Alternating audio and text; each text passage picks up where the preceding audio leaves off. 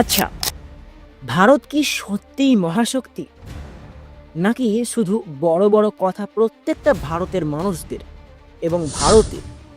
আসসালামু আলাইকুম, নমস্কার বন্ধুরা, কেমন আছেন আপনারা সবাই সেটি আগে বলুন। আশা করছি সকলেই ভালো আছেন। বন্ধুরা, আজ আমরা আলোচনা করব এক গুরুত্বপূর্ণ প্রশ্ন নিয়ে। ভারত কি সত্যিই মহাশক্তি হয়ে উঠেছে, নাকি আমরা শুধু বড় বড় কথা বলি? প্রতিদিন হয়তো আমরা টিভি বা সোশ্যাল মিডিয়ায় আমরা শুনি ভারত পৃথিবীর অন্যতম শক্তিশালী দেশ। কেউ বলে আমাদের সেনাবাহিনী শক্তিশালী, আবার কেউ বলে আমাদের অর্থনীতি বিশাল, আবার কেউ বলে প্রযুক্তি আর মহাকাশ বিজ্ঞানী আমাদের ভারত অন্যদের থেকে এগিয়ে। কিন্তু এগুলো কি যথেষ্ট? সত্যি বলতে আমি যদি বলি, আমরা যদি মহাশক্তি হওয়ার স্বপ্ন দেখি, তাহলে আমাদের কিছু কঠিন প্রশ্নের উত্তর খুঁজতে হবে। আসলে আমাদের ভাবতে হবে যে মহাশক্তি শব্দটার মানেটা কি। হ্যাঁ, অনেকেই ভাবেন মহাশক্তি মানে হলো শক্তিশালী সেনাবাহিনী এবং আধুনিক অস্ত্র আর বড় বড় প্রজেক্ট। কিন্তু বাস্তবতা হলো, আমি যদি বলি মহাশক্তি হওয়ার মানে আরও অনেক কিছু। ঠিক একটি দেশ তখনই মহাশক্তিতে পরিণত হয় যখন তার দেশের প্রতিটি নাগরিকের জীবনে পরিবর্তন আসে। শুধু শহরের বড় বড় বিল্ডিং, বড় বড় অর্থনীতি আর বিশ্বমঞ্চে গর্ব করার মতো সাফল্য দিয়ে মহাশক্তি হওয়া যায় না। মহাশক্তি হওয়ার মানে হলো, ঠিক আমি যদি বলি মহাশক্তি হওয়ার মানেটা কি, তাহলে মহাশক্তি হওয়ার মানে হলো এমন এক দেশ যেখানে মানুষ নিরাপদে বাস করতে পারবে, সবার জন্য শিক্ষা আর স্বাস্থ্যসেবা সহজলভ্য হয়, আর সবাই উন্নতির সুযোগ খুঁজে পায়। তাহলে চলুন এবার একটু ভারতের বর্তমান অবস্থার দিকে নজর দিই। আমরা সবাই জানি ভারত আজ বিশ্বের পঞ্চম বৃহত্তম অর্থনীতির দেশ। এটা শুনতে খুব গর্বের, কিন্তু বাস্তবে এই অর্থনীতি সবার জীবনে প্রভাব ফেলছে কি? আমি যদি বলি, আমাদের গ্রামে বা আপনাদের গ্রামে, ছোট শহরে এখনও অনেক মানুষ দিন দিন খাবার জোগাড় করতে হিমশিম খায়। আবার অনেক গরিব মানুষ, ভারতের পশ্চিমবাংলা শহরে অনেক গরিব মানুষ না খেয়ে মারা যাচ্ছে।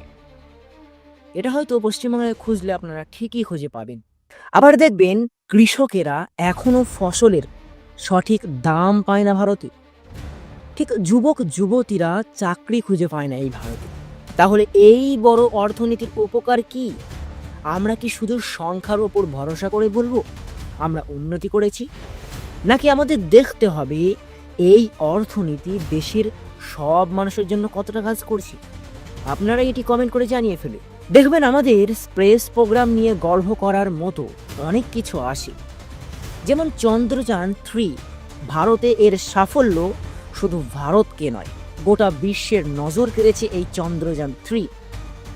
আমরা সত্যি এই ক্ষেত্রে অনেক দূরে এগিয়ে গেছি। এটা যদি ভাবা যায় তাহলে দেখব আমাদের ভারত অনেক দূরে এগিয়ে গেছে। কিন্তু গ্রামের যে মানুষটি আজও বিদ্যুৎ পায় না, শুধু একটা নয়, এরপরে এখনও আছে, ঠিক পানীয় জলের জন্য মাইলের পর মাইল হাঁটতে হয় অনেক মানুষকে। তার জীবনে এই সাফল্যের কি প্রভাব পড়ছে? এই প্রশ্নগুলো আমরা প্রায় এড়িয়ে যাই। এখন কথা বলবো ভারতের সামরিক শক্তির দিকে। যদি বলি ভারত এখন বিশ্বের অন্যতম শক্তিশালী দেশ, এটা আমরা মানছি। আমাদের ভারতে সেনাবাহিনী দক্ষ এবং সাহসী। কিন্তু দেশের ভেতরে যখন আমরা নিজেদের মধ্যে ধর্ম, জাতি আর রাজনীতির কারণে বিভাজিত, তখন বাইরের শক্তি দিয়ে মহাশক্তি হওয়া সম্ভব কি? ঠিক দেশকে ভেতর থেকে শক্তিশালী করতে হলে দরকার ঐক্য। আমাদের সমাজে যে বিভাজন তৈরি হয়েছে, সেটা কি আমাদের শক্তিশালী করছে নাকি আরও দুর্বল করছে? এটা ভাবুন এবং কমেন্ট করে জানান। আপনাদের জন্য আমি কমেন্ট বক্স ভিডিওর নিচে খুলে রেখেছি, জানিয়ে দিন কমেন্ট করে।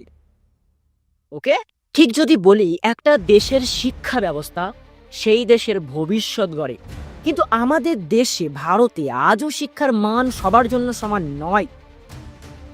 ভারতের শহরের নামী স্কুলগুলোতে পড়তে গেলে অনেক টাকার প্রয়োজন হয়, আর গ্রামে অনেক জায়গায় ভালো শিক্ষকের অভাব, কত শিশুই ভালো পড়াশোনার সুযোগ পায় না। তাহলে এই অসম শিক্ষা ব্যবস্থা নিয়ে আমরা কতটা এগোতে পারবো? তাহলে এবার যদি আমি বলি, ঠিক ভারতের স্বাস্থ্য ব্যবস্থার দিকেও যদি আমরা এখন তাকাই, তাহলে দেখব বড় বড় শহরের নামী হাসপাতালগুলোতে উন্নত চিকিৎসার ব্যবস্থা আছে, কিন্তু গ্রামের মানুষ কি করছে? সরকারি হাসপাতালে গেলে প্রায় দেখা যায় ডাক্তার নেই, ওষুধ নেই।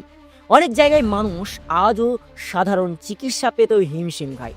তাহলে আমরা কি বলতে পারি এইসব বিষয় দেখার পরে? আমরা কি পৃথিবীর মধ্যে সবচেয়ে শক্তিশালী দেশের দিকে ভারত সবচেয়ে আগিয়ে? এটা আপনারাই বলুন, কমেন্ট করে জানিয়ে ফেলুন। আপনাদের জন্য প্রথমে বলেছি, কমেন্ট বক্স খুলে রেখেছি, কমেন্ট করে জানিয়ে ফেলুন। ভারতের সবচেয়ে আরেকটি বড় সমস্যা হলো রাজনীতি। আমাদের ভারত দেশের রাজনীতিকে সত্যি মানুষের জন্য কাজ করছে, নাকি শুধু ক্ষমতার লড়াই আর ভোটের রাজনীতি চলছে? অনেক সময় আমরা দেখি বড় বড় প্রতিশ্রুতি দেওয়া হয়, কিন্তু বাস্তবে সেই প্রতিশ্রুতি কখনো পূরণ হয় না। ঠিক রাজনৈতিক দলগুলো যদি সবার কথা না ভাবে, তাহলে দেশের উন্নয়ন কিভাবে হবে? সর্বশেষে আমি সমাজের কথাই মহাশক্তি হওয়ার জন্য আমাদের সমাজকে এক হতে হবে। কিন্তু আমাদের সমাজ কি সত্যি এক? ধর্ম, ভাষা, জাতি এসব নিয়ে বিভেদ কি আমাদের শক্তি বাড়াচ্ছে, নাকি আমরা আরো দুর্বল হচ্ছি? এটা আপনারাই বলুন, আমি শুধু শুনি। বন্ধুরা, এসব প্রশ্নের উত্তর না খুঁজে আমরা কি বলতে পারি যে ভারত মহাশক্তি হয়ে উঠেছে? বড় বড় প্রজেক্ট আর বাহ্যিক উন্নতি দেখিয়ে আমরা হয়তো বিশ্বকে বলবো যে আমরা এগিয়ে, কিন্তু ভেতরের এই সমস্যাগুলো না মেটালে আমরা সত্যি মহাশক্তি হতে পারবো না।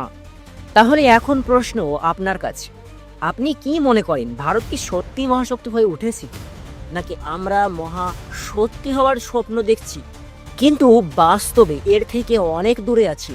কমেন্টে আপনার মতামত জানাবেন। ভিডিওটি যদি আপনার ভালো লেগে থাকে তাহলে লাইক করুন, শেয়ার করুন, আর আমাদের চ্যানেলটি সাবস্ক্রাইব করে ফেলুন। আমরা আবার আসবো নতুন কোনো গুরুত্বপূর্ণ একটি বিষয় নিয়ে। আজকের মতো বিদায় নিলাম। সকলে ভালো থাকুন, সুস্থ থাকুন, টেক কেয়ার।